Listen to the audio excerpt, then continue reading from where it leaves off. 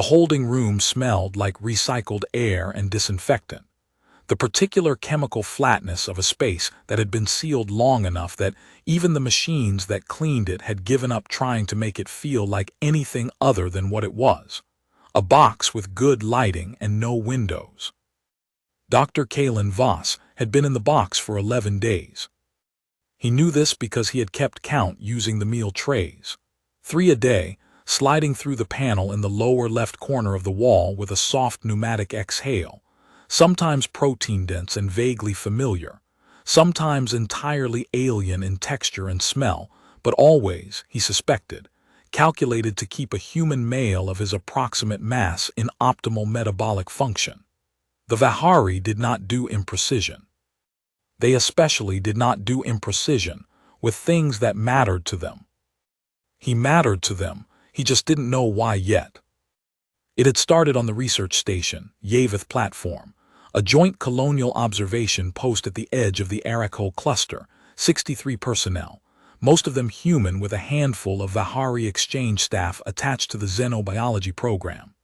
Caelen had been 3 months into a 2-year posting, cataloging cross-species cellular compatibility indices as part of the broader Accord biological survey. Dry work. Good work. The kind of slow, careful science that didn't make headlines, but built the foundation that eventually let other people make headlines. The alert had come in the 3rd week of his 2nd rotation month, a quarantine flag raised by the station's automated sentinel, triggered by an anomalous biological signature in the survey sample database. He had been the one who raised it. He was meticulous that way. What he hadn't expected was that the flag would bring down a Vahari extraction team within 14 hours. 4 of them in quarantine suits, speaking to each other in rapid register Vahari that his translation implant couldn't parse, too fast, too dense with context. They had been polite, almost deferential, which was strange for Vahari, who tended toward brisk efficiency in mixed-species settings. They had asked him, not commanded, asked to accompany them voluntarily. Their senior officer had shown him a seal.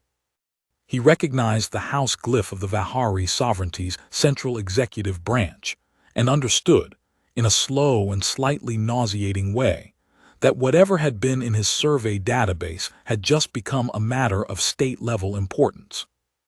He had gone with them. They had not told him where they were going. The transit had taken 3 days in a secure compartment on a ship he never saw the outside of. Then the holding room, 11 days, 3 meals a day, a sanitation alcove, a sleeping platform, 1 data terminal deliberately stripped of external connectivity but loaded with benign academic material, Vahari biological literature, 2 centuries of cross-species survey data, a complete index of the Accord's medical protocols.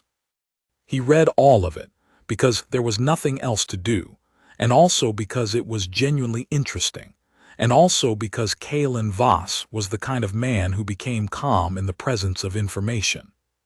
He was not calm now. He was sitting at the data terminal, rereading a paper on Vahari chromosome replication markers for the 4th time when the door opened, and she walked in. He knew who she was. He had been in the cluster long enough, had read enough Vahari political briefing material to recognize the face. Queen Sorath Vel Anath, 2nd of her name, 7th of the Anath succession. She ruled the Vahari sovereignty, all 17 inhabited systems of it. She had ruled it since the age of 31, stepping into the seat when her mother died of cardiac failure during a state function, and she had done so without ceremony and without deviation, as though the weight of 17 systems was a garment she had been fitted for years in advance. She was 42 years old by Vahari reckoning. She was tall, all Vahari tended toward height, with the characteristic silver-blue skin of the Anath bloodline, and hair the color of deep iron, pulled back in a dense, functional braid. Her eyes were pale violet with the dark outer ring that marked high genetic lineage. She was wearing something that was not quite armor and not quite formal court dress, a structured deep gray tunic with minimal ornamentation, the kind of thing you wore when you were attending to business you did not want anyone to misread as ceremony. She was alone. Caelen stood up from the terminal because it seemed like the appropriate thing to do when a reigning sovereign walked into the room you'd been held in for 11 days, and then he didn't know what to do with his hands, so he put them at his sides. "Sit, Dr. Voss," she said. Her accord standard was precise and nearly unaccented. "I won't have you standing on ceremony in a holding facility. It would be an insult to us both." He sat. She didn't.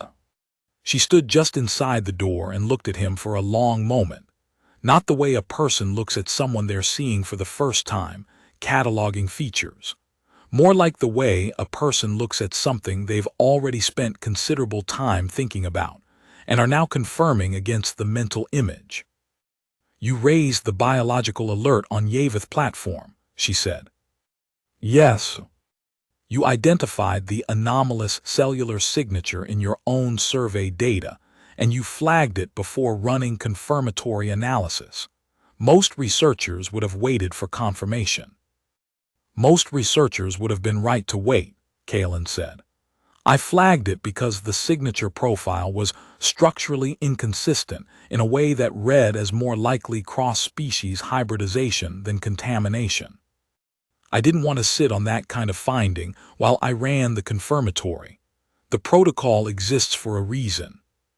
And if it had been contamination, then I would have looked overcautious and had a mildly embarrassing week.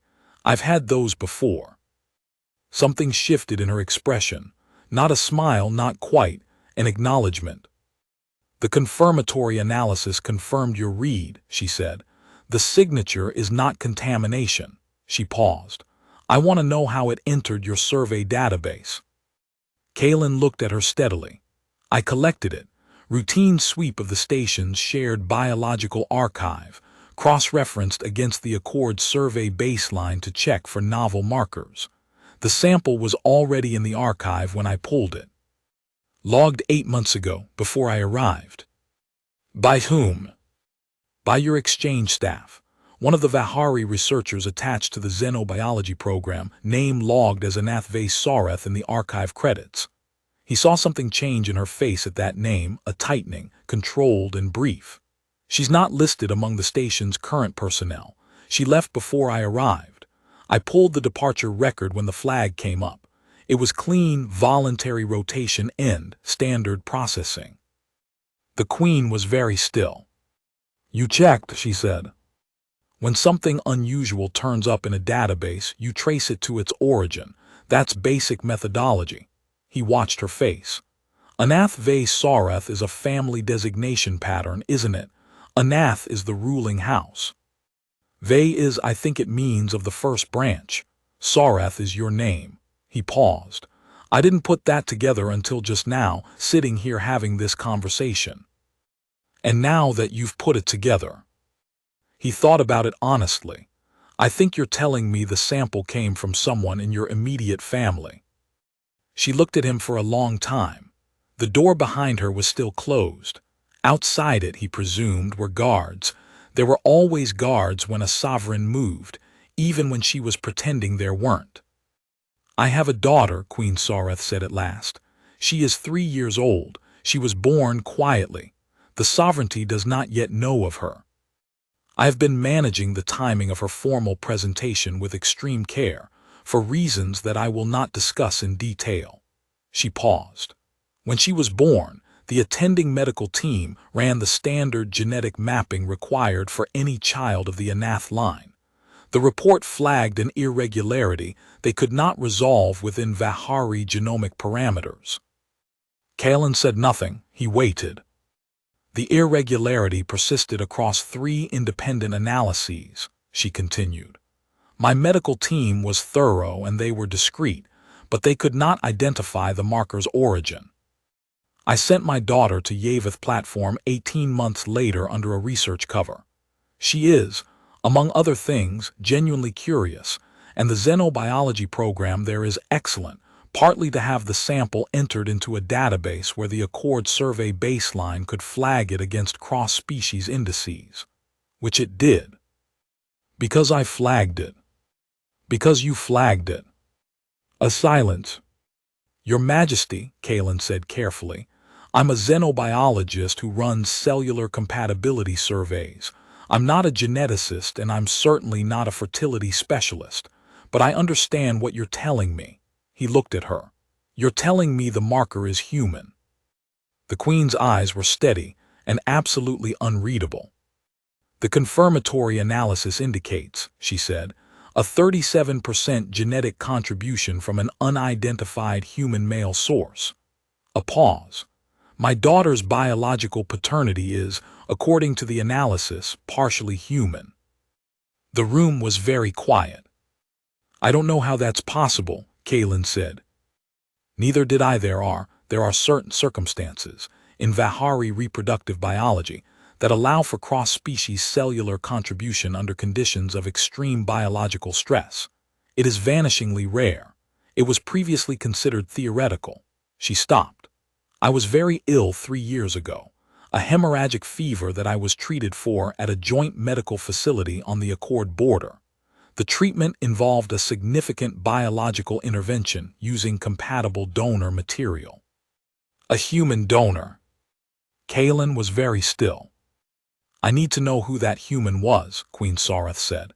Not for any punitive reason, for my daughter. She will present at court within the year and the irregularity in her genetic map will be visible to any trained eye. I need to be able to account for it. I need to be able to account for him, for his lineage, his medical history, his genetic markers. Her voice didn't waver, but something in it had become very careful. The facility records were destroyed. In a fire 6 months after my treatment, I have never been able to trace the donor. Caelen looked at her for a long moment. What was the facility? He asked. She told him. He closed his eyes briefly, then he opened them. I know the facility, he said. I did emergency donor work there during the border medical crisis, 2 years before you came in, and for a period during the hemorrhagic fever outbreak, yes. I was one of several human volunteers in the broad-spectrum biological donor program. He stopped. He looked at his hands. If the records burned. There's still a way to know, she said, and her voice was now very quiet. I brought the report, the full genetic analysis. My chief physician prepared a cross-reference index of the contributing donors' markers. She looked at him directly. I came here to run it against you in person. Another silence. All right, Caelen said.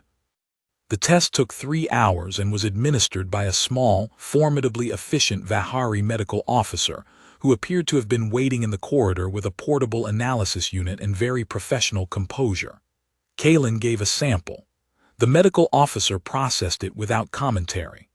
Queen Sorath waited in the holding room while the analysis ran, seated now, across the small table from Caelen, and they talked. He hadn't expected that.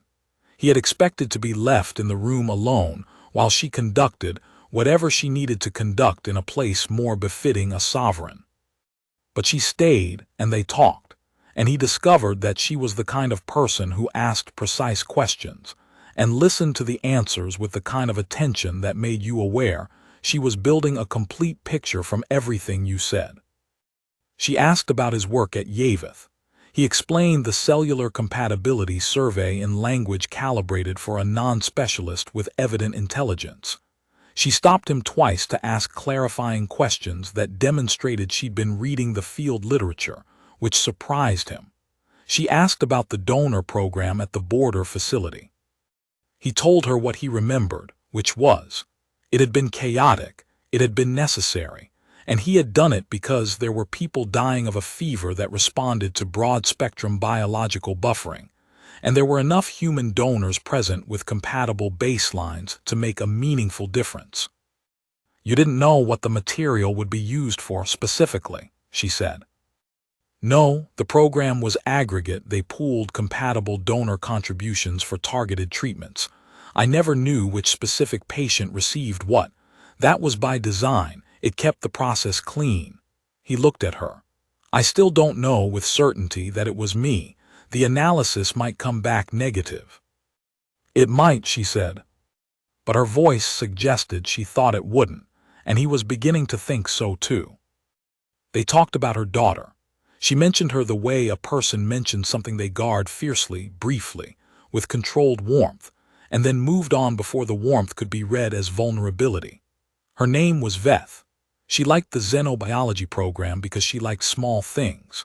She had her mother's eye color but lighter skin, skin that read in Vahari terms as an irregularity and in cross-species terms, apparently, as exactly what it was. She was, by her mother's account, entirely healthy and almost entirely ferocious. "She sounds formidable," Caelen said.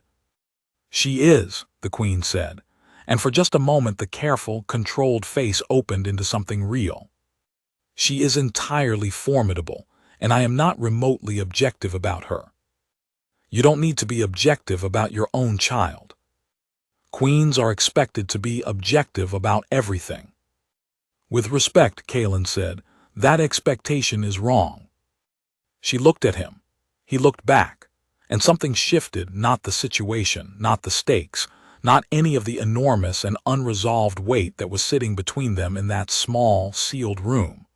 Just something in the quality of the air between them, the way two people can be in a room together and be separately contained, and then be in a room together and be something slightly different than that.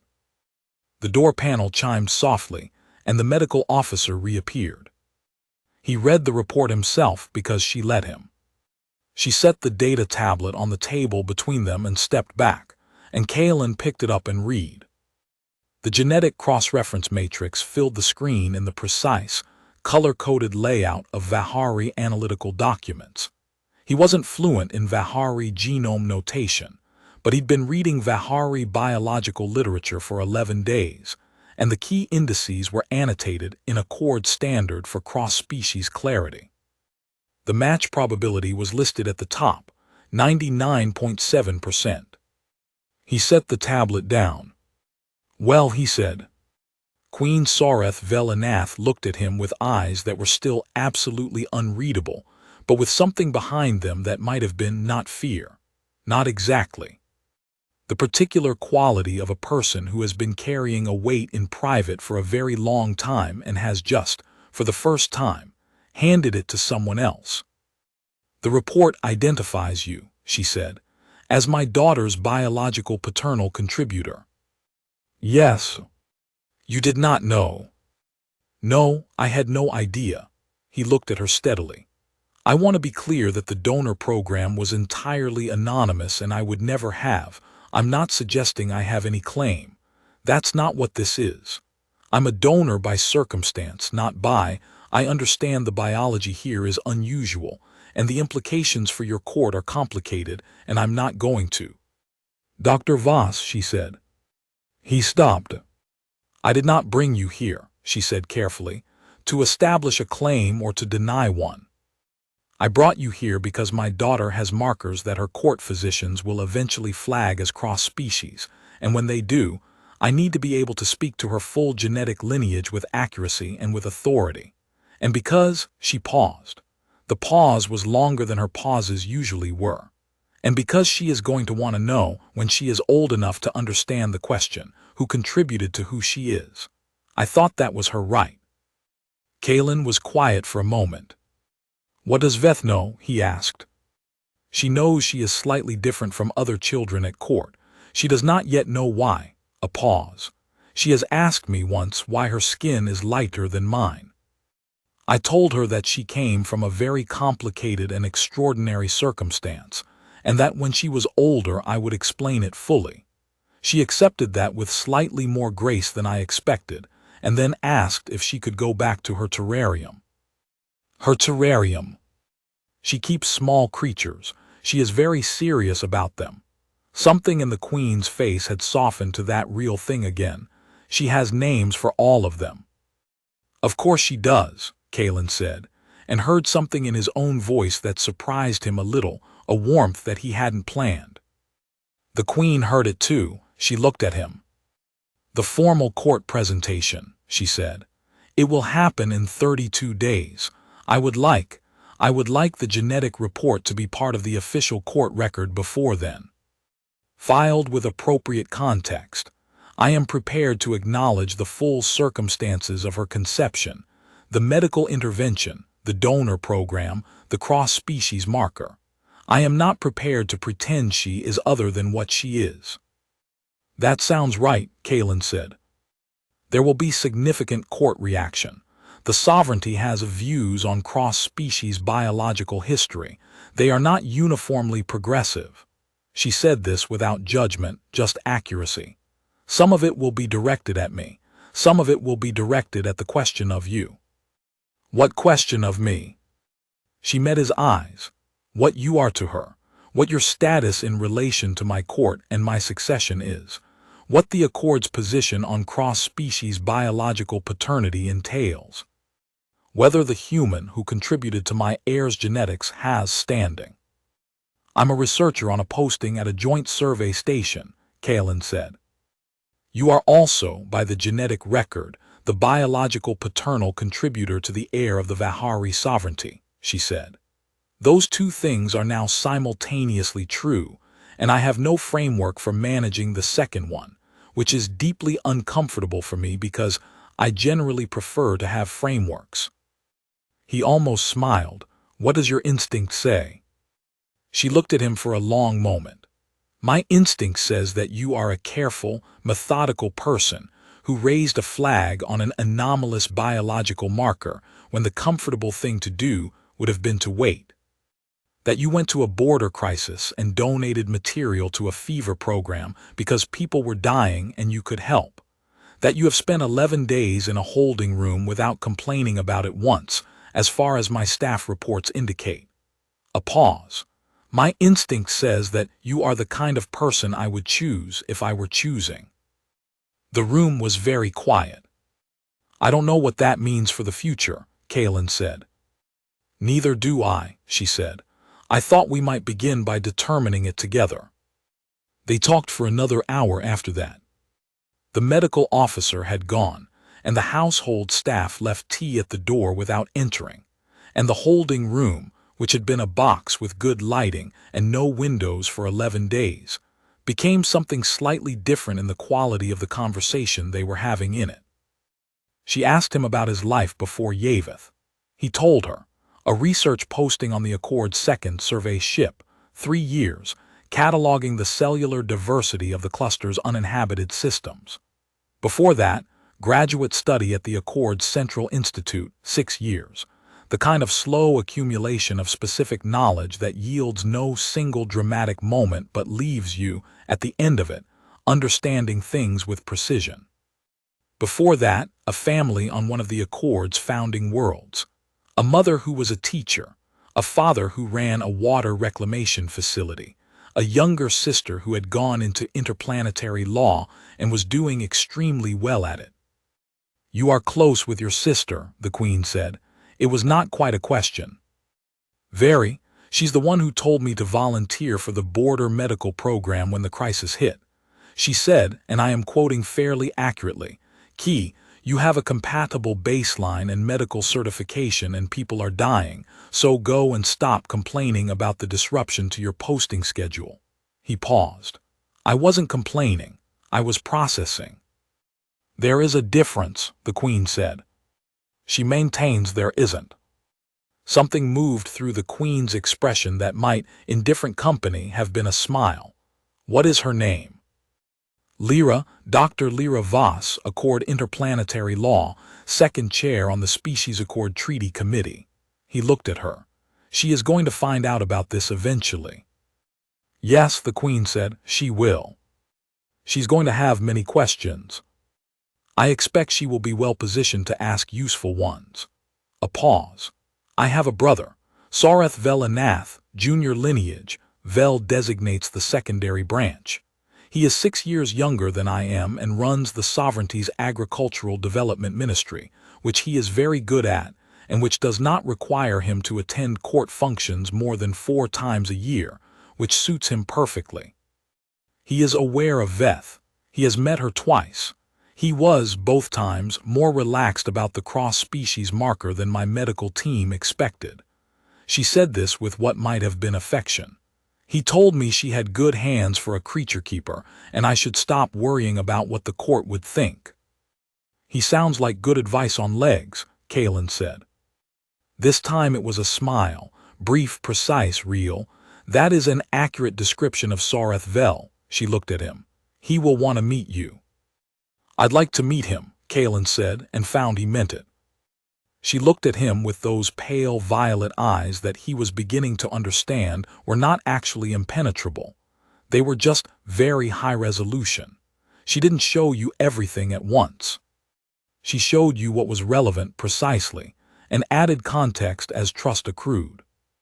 I need to tell you, she said, what the presentation will require. In 32 days, I need you to understand what you would be walking into if you agree to attend. Tell me. She did. She laid it out with the same precision she brought to everything: the formal protocol, the hall, the assembled court, the chamberlain's announcement, the lineage declaration, the genetic record read aloud, the way she planned to handle it, the risks, the likely responses from each major house, the ecclesiastic council's probable position, the accord diplomatic office's involvement and its implications. She talked for 40 minutes, and he listened to all of it and asked questions that were specific and useful, and she answered them with the same directness. At the end of it she said, "You should know that I have not previously told any other person the full scope of what I am planning. My chief physician knows the medical side. My household officer knows the logistics. My brother knows because he is Sorath Vel and is impossible to manage. But no one individual has had the complete picture until this conversation." "Why tell me?" She was quiet for a moment. "Because you are the one person for whom the full picture is actually relevant," she said.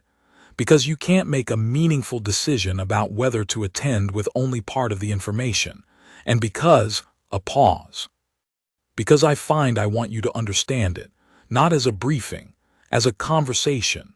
She said the last word with a slight quality of someone identifying a thing they haven't named before. "I am not often in possession of someone I can speak to in this way." "As a conversation," he repeated. "Yes." He looked at her. "I'll be there," he said, "in the gallery." She nodded once. The same nod he would later give her in the hall, brief, complete, requiring no further words. "Then we have 32 days, she said, "to determine the rest of the details." The 32 days were, in fact, largely administrative. The Accord Diplomatic Office, once informed in carefully managed stages, moved with the kind of efficient urgency that only activates when the political stakes are high enough to cut through the institutional inertia. Caelen's security clearance was adjusted. His holding status was reclassified to something that the officer in charge described as *voluntary protective advisory residence*, which meant he could now walk in the palace's formal corridors and the public garden wings with an escort rather than a guard. He walked, he read. He met twice with the Queen's chief physician, a compact, extremely serious Vahari woman named Dr. Vel Anath, who had apparently named the child in question before Caelen had any involvement, which established a certain comfortable precedent, and also meant the child and the physician shared a name, which Veth the child found philosophically interesting. "She is the good Veth," the child had apparently told her mother regarding her physician. "She knows about blood. I am the important Veth. I know about creatures." The physician had reported this with a very straight face. Caelen met Veth herself on the 19th day. It was a brief meeting.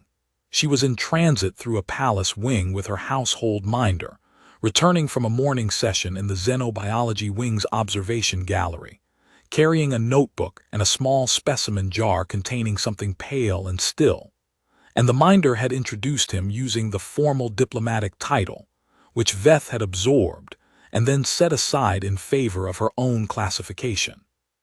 "You're the human from the gallery," she said. She said it matter-of-factly, without accusation or wonder, as though she had been told there was a human in the gallery and she had simply located the human, and the information was now filed. "I am," he said.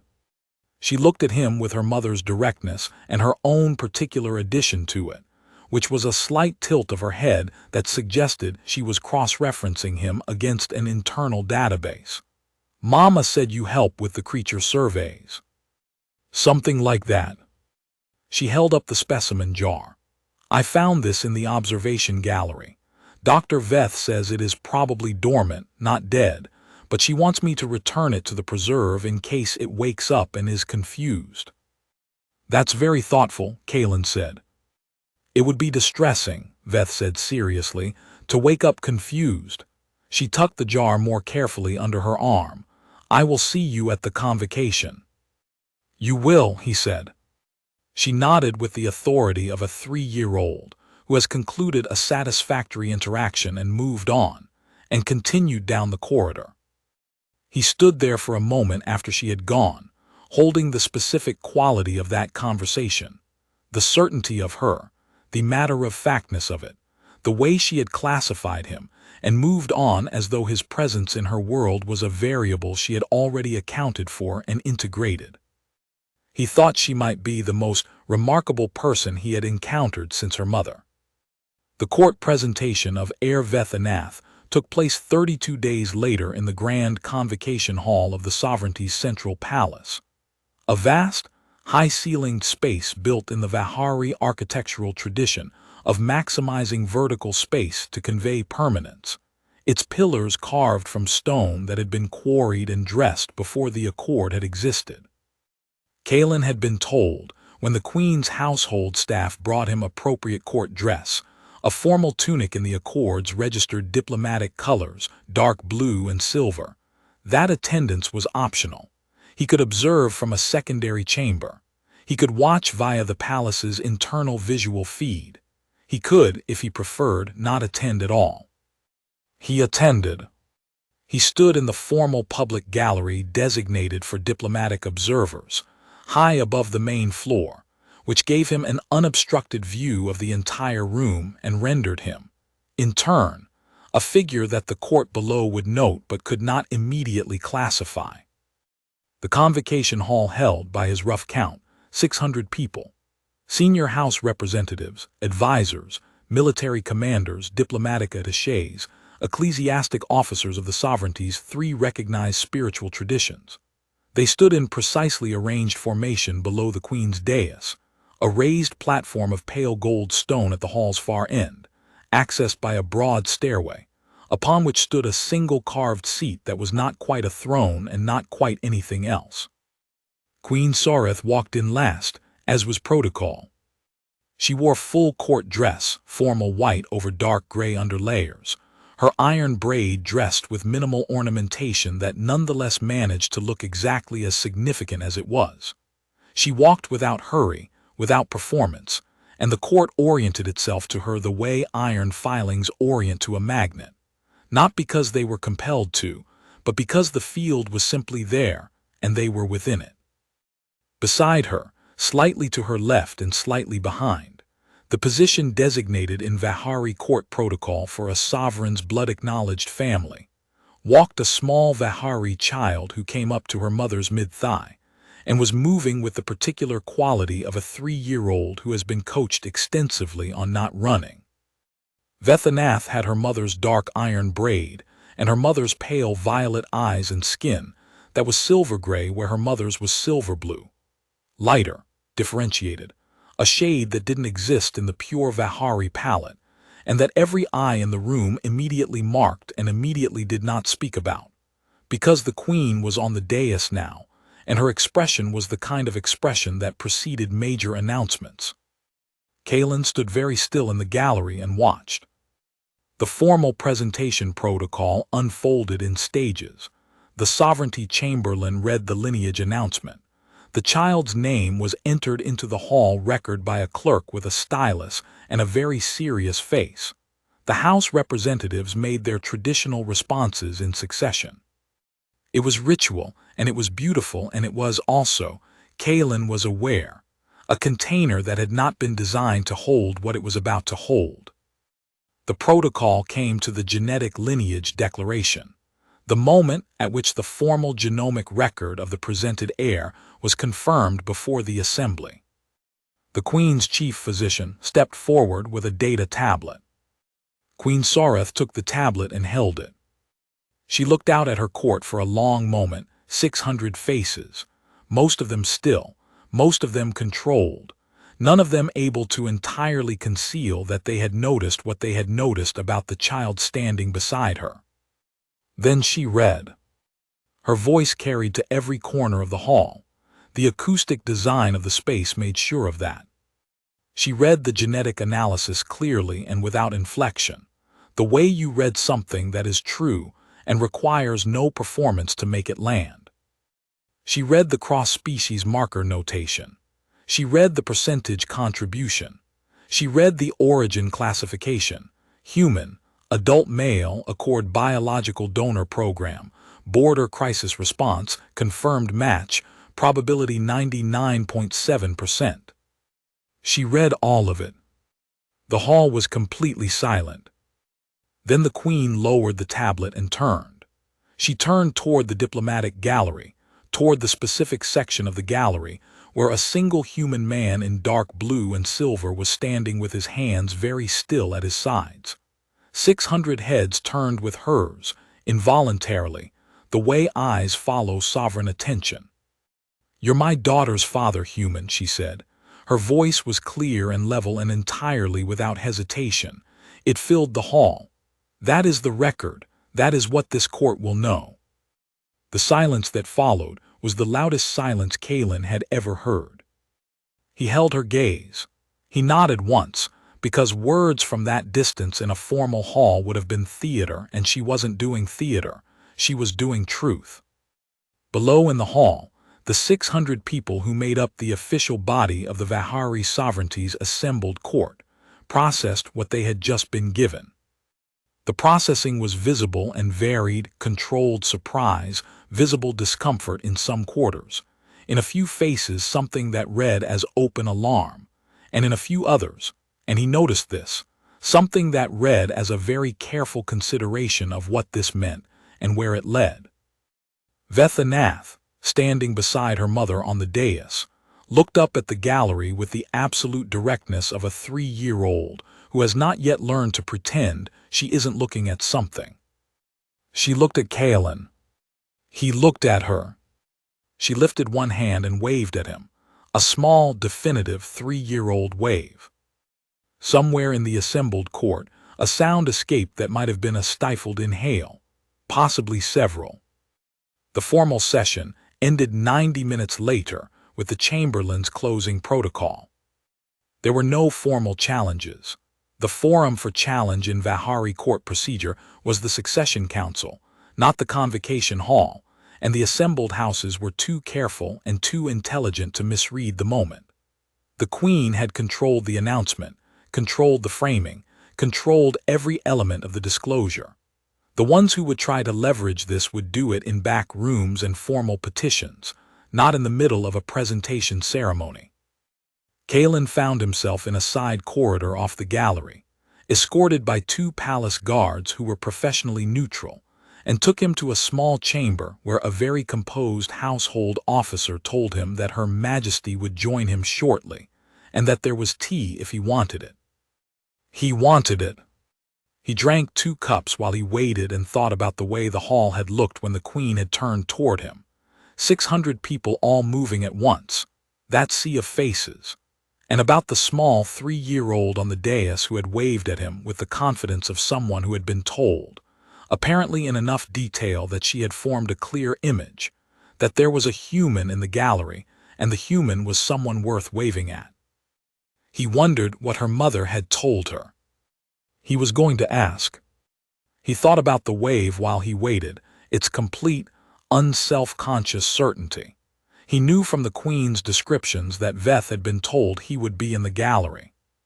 She had been given some version of the truth, filtered for a 3-year-old, and had apparently processed it with the same matter-of-fact efficiency she applied to dormant specimens and predator habitats. He was the human from the gallery, and he was going to be there, and she had therefore waved at him, and the entire Convocation Hall had witnessed it, and most of them were still sitting with the cognitive weight of what they'd seen. A queen reading a DNA report to her assembled court and announcing, without ceremony or apology, the identity of her daughter's biological contributor. That was one category of shock. A 3-year-old heir waving at the human in question from the formal dais, that was something different. That was a child who had been told something and integrated it in the way children integrate things, cleanly and without the societal overlay that makes adults spend energy on reactions that serve no informational purpose. Caelen found he was intensely fond of her already, which was a thing he hadn't predicted and which felt entirely right. He refilled his tea and thought about the hall, 600 faces, the particular quality of silence that fills a large architectural space when every person in it is trying not to make a sound. He had been in that gallery, and he had watched the queen read the report, and he had watched her turn.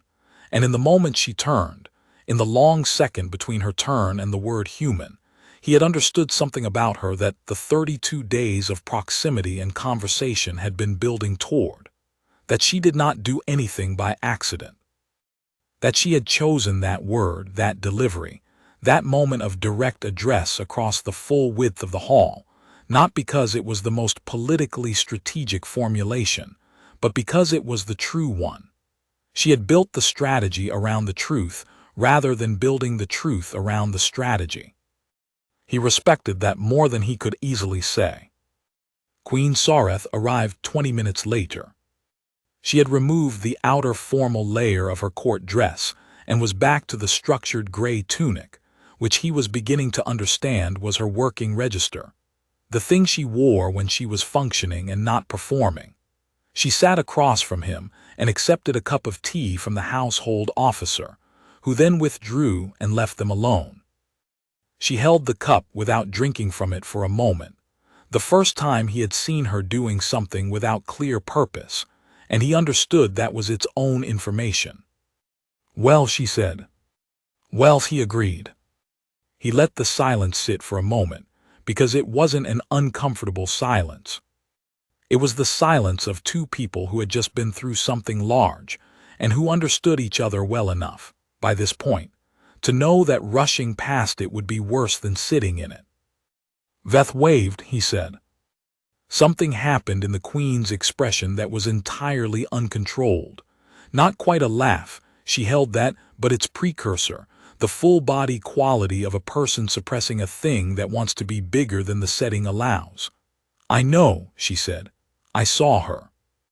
So did 600 other people." "Yes." She pressed her lips together briefly. "When I spoke to her this morning and told her you would be in the gallery, she asked me which section. I pointed to the diplomatic observer gallery on the floor plan. She studied it very seriously and said she would find you." A pause. I did not anticipate the wave. That was her own contribution to the proceedings. "It was the best part," Caelen said. The queen set down her tea and looked at him, and the thing that hadn't quite become a laugh became something else, a smile, real and complete and not brief, the kind that stays longer than the controlled ones and means more for it. "Yes," she said. "It was."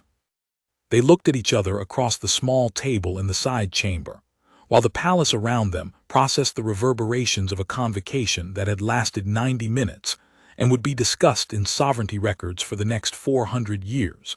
And the smile stayed on her face long enough that he had time to understand it fully and to feel something settle in him, quiet and firm, like a variable resolving. "The Succession Council will convene within the week," she said. "There will be formal inquiries. House Verath will petition for a genetic re-verification, which will confirm what the first analysis confirmed.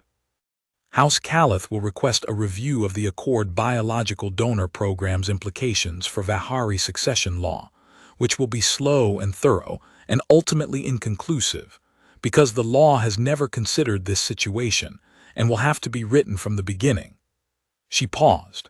"The Ecclesiastic Council will want a formal meeting, which I will grant, and it will be approximately 3 hours long and moderately exhausting. That sounds like a great deal of institutional process, Caelen said. It is the nature of governing a 17-system sovereignty, she said. Everything is institutional process. A pause. I've asked the Accord's diplomatic office to assign a formal liaison role to your posting, pending your acceptance. It would mean a transfer from Yaveth to a position attached to this court. Caelen set down his teacup. You're asking if I want to stay. I'm asking if you want to be a formal participant in whatever comes next, she said. Not a managed variable, not a diplomatic problem to be contained, a participant. She looked at him with those pale violet eyes that were, he had discovered over the past 11 days and 32 days of waiting and 90 minutes of formal court procedure, not unreadable at all. They were precise. She used them precisely. Veth will have questions when she's older. I would rather she could ask them of a person than of a record. And you, Caelen asked, what would you rather? She was quiet for a moment. I have spent 11 years ruling a sovereignty alone, she said. I have spent 3 years managing my daughter's existence with exceptional care and exceptional secrecy and considerable personal cost. I am very good at being alone. I am not convinced it is the only way to do things. A pause. I find that I am interested in determining whether there is another way. With me specifically, he said. With you specifically, she said. He looked at her for a moment. This precise, formidable woman who had walked into a sealed holding room 11 days ago to personally deliver a DNA report, and had instead stayed for 3 hours and talked to him about his work and her daughter, and the way sovereignty worked, and whether queens were allowed to be subjective about their children. Who had stood in front of her assembled court and read the genetic record out loud, in her own voice, without hedging, and then turned to find him in the gallery and said his function in the plainest words available. Yes, he said. She considered that. Yes to the liaison posting, or yes to the broader question. Both, he said, they seem related. Something in her face, that real thing, the one she showed carefully and briefly, and which was, he thought, probably the truest indication of who she actually was under the sovereign apparatus, opened a little. They are related, she agreed. The days that followed were, in the language of the sovereignty's political record, complicated. The Succession Council convened. House Verath filed its petition. House Caleth filed its review request. The Ecclesiastic Council met with the Queen for 3 hours and 17 minutes, which was slightly longer than she had predicted, and emerged with a formal statement that was theologically neutral and politically meaningless, and therefore adequate for everyone's purposes. Caelen's liaison transfer was processed through the Accord's diplomatic office in 9 days, which was fast by diplomatic standards and reflected, he suspected, the involvement of several very senior Accord officials who had read the situation with attention and decided that a smooth transition served everyone's interests. He was assigned a formal position, a formal office, a formal title, cross-species biological affairs liaison, which was accurate and slightly dry, and which Veth, when she encountered it on a document, pronounced very seriously, and then asked if it meant he was the human who knew about creatures. He told her that was roughly correct. She accepted this and showed him her terrarium. The terrarium was a substantial glass and stone structure occupying most of one wall of her room, and it contained 7 creatures of 3 different species, all of whom had names. She introduced him to each one in turn with the gravity of a person introducing important political figures, and he responded with appropriate seriousness. 2 of the creatures were predatory and were housed separately on the grounds that they would eat the others, which Veth described with the calm matter-of-factness of someone who had already processed the ecological reality and moved on. Somath would eat Purivit and Vel if I put them together, she explained, indicating the relevant creatures. So I keep them apart. It makes them safe. That's a very good instinct, Caelen said. Mama says it's also how you think about court, she said. You keep the ones who would eat each other apart and let them each be safe in their own space. She looked at him with her mother's directness. Are you going to stay here? I'm going to try, he said. She considered this. Trying is good, she said finally. Sorath tried to eat the glass twice before he learned he couldn't, but he kept trying and now he doesn't. She looked at the creature in question, who regarded them both with the focused calm of something that had made its peace with its limitations. He's happier now. I'll keep that in mind, Caelen said. She went back to her creatures.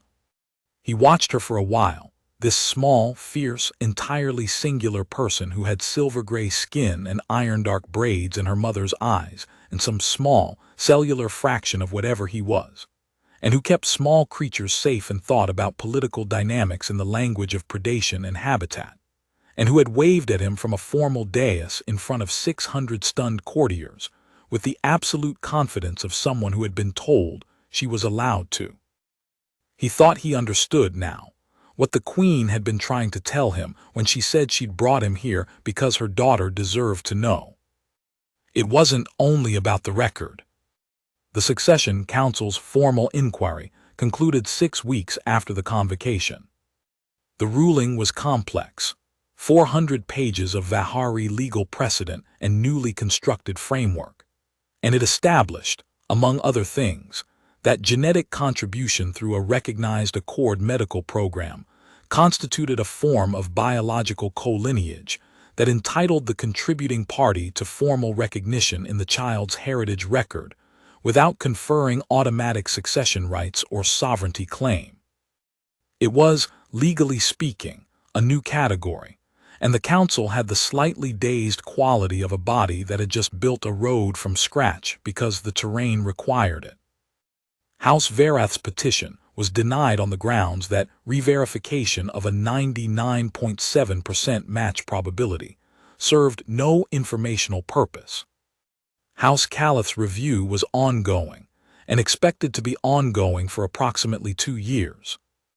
Queen Sorath read the ruling in her working office with Caelen present, because by then he had been formally assigned as her Accord liaison and formal meetings regarding cross-species affairs fell within his portfolio, and also because she had taken to including him in the working part of her day in a way that had started formally and was gradually becoming the kind of habit that doesn't need to be named. She set down the ruling document. This is workable, she said. Is that what it is? In governing, she said, workable is the high standard.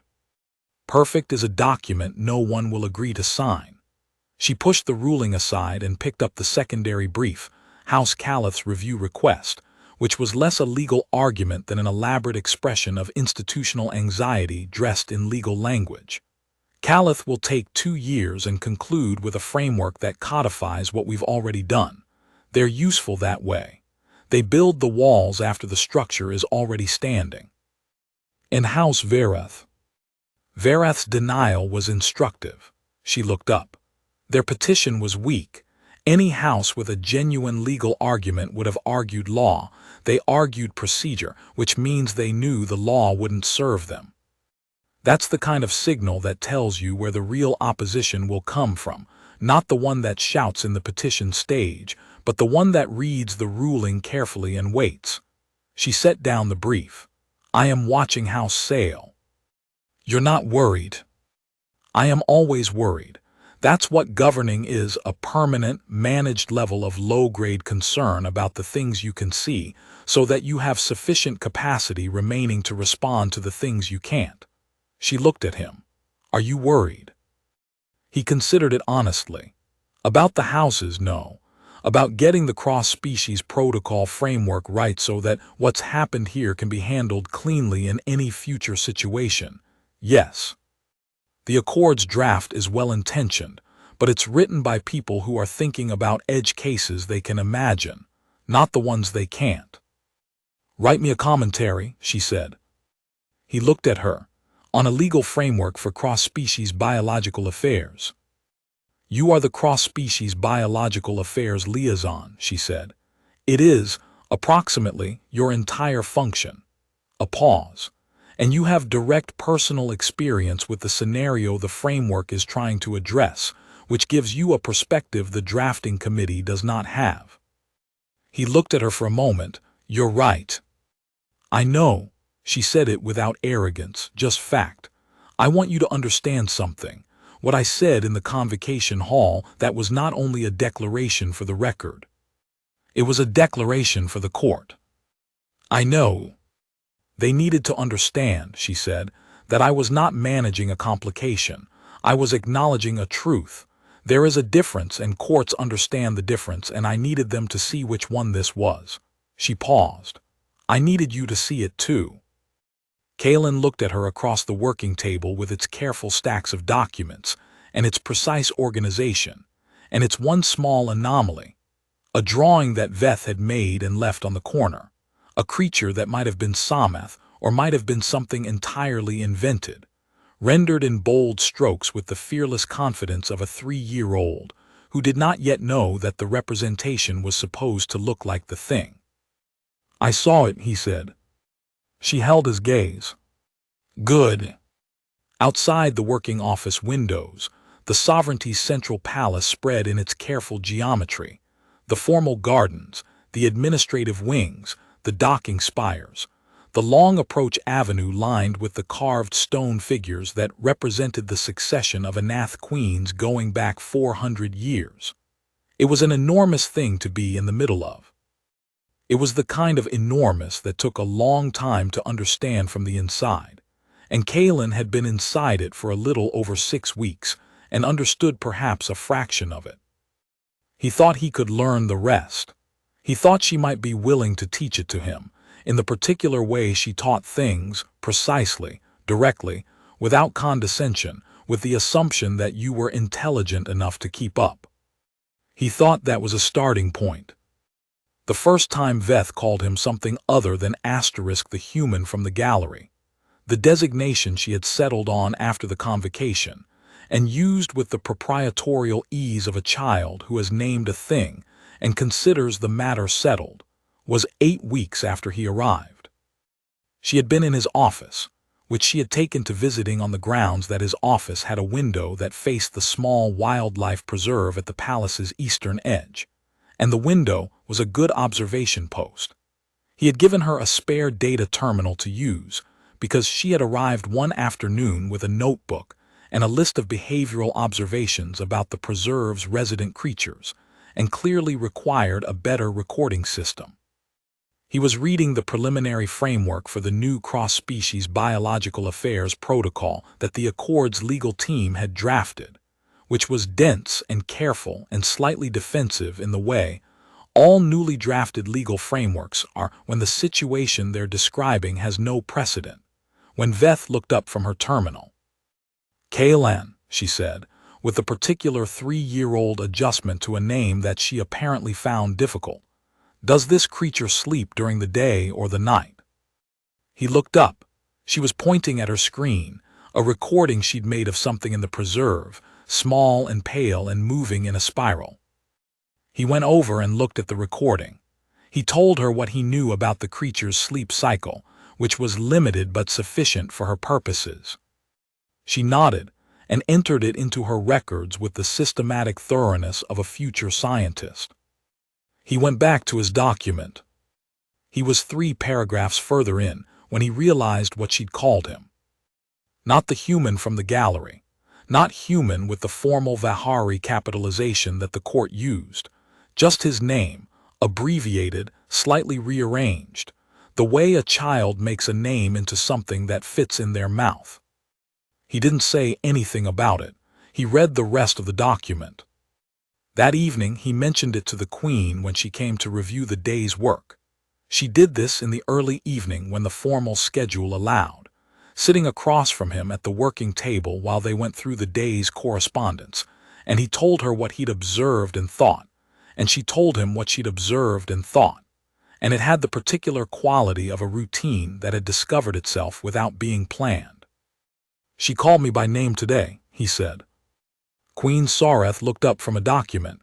Did she? Caelen, She adjusted the pronunciation slightly.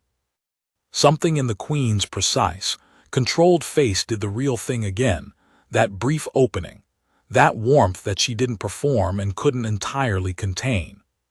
She does that with names she's decided to keep, she said. She kept mine for approximately 4 days before she adjusted it. Now she calls me Sorath when we're alone. She paused. I encourage it. It is her name for me. I find I am very fond of it. Caelen looked at her. Sorath, he said. The Queen looked at him with those precise pale violet eyes, and the warmth was still there, still real, not hidden. I find, she said carefully, that I might not object to that. Is that a command, he asked, or a request? In my experience, she said, the most effective approach to getting what I want is to state clearly what it is and allow the other person to respond accordingly. She held his gaze. It is a statement. Sorath, he said again, and this time it was not a test. It was just the name. She looked at him for a long moment.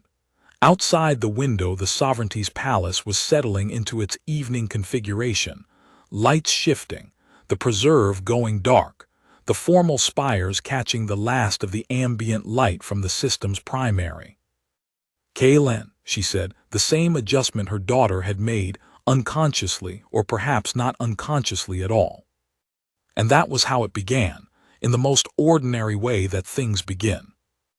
With names and a window, and a small creature's sleep cycle recorded carefully in a child's database, and a court that had been stunned into silence in a high formal hall learning slowly, over weeks and months, that what their queen had done was not manage a complication but acknowledge a truth, and that the truth had weight and history and a future, and that the human who stood at the center of it was steady and careful and not going anywhere. He wasn't. He was, it turned out, exactly where the biological record said he had always, in some molecular and unlikely way, been meant to be. And the sovereignty, all 17 systems of it, with its court and its councils and its 400 years of carved stone succession, would, in time, work out what to do with that. Courts always did when the truth was clear enough and the people at the center of it were steady enough to wait. He was steady. He had always been steady. That perhaps was the point. And